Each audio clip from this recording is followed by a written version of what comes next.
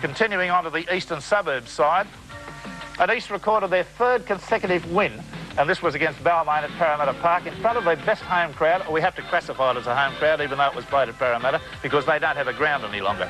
East scored 3 tries to 0.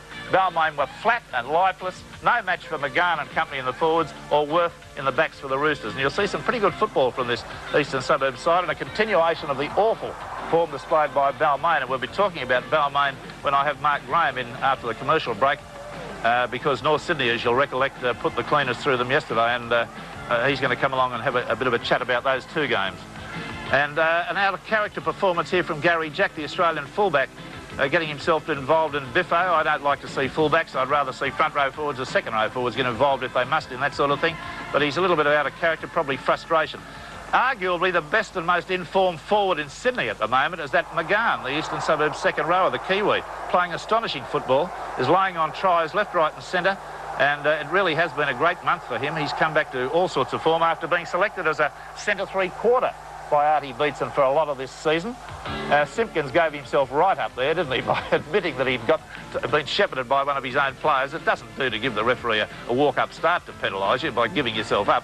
At least have the decency to trot away as if you didn't do something wrong. So there it goes. That was Simpkins probably a little bit overawed by that situation. McGahn, again, that great ability of his to get the pass away to Testman and then on to Simpkins, and he makes up for that little aberration a moment ago and scores a fine try. Now, Brooks dispossessed of the ball. This is astonishing. Now, everybody knows Tony Melrose. We know him for a very good player with a good kicking game. We don't know him for exceptional speed. He's run 65 yards there and beaten 3 Balmain players. What does that say about Balmain at the moment? Tell me about that. I mean, this is an astonishing performance by Balmain. The last month they've gone right off the boil. The last 2 weeks they've gone frightfully. I'll come back to that incident on a separate in just a few moments, because I want to give a little bit of advice to the player in question, Brooks.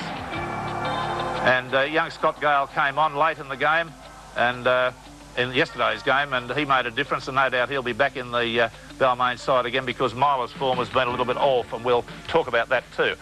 OK, let's have a look at that incident with Gary Jack. Now, I don't believe that Gary Jack needed to get himself involved in fisticuffs with Hastings there. That seemed like a stupid, pointless thing for him to do. And it's obvious frustration. The side's not going well.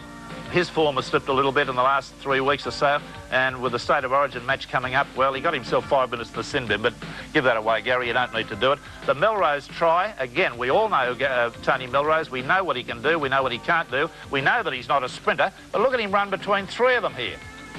Right in the middle, and they've just let him go. Now, I'd severely question the commitment of the Balmain side after that. I hope Frank Stanton's watching that.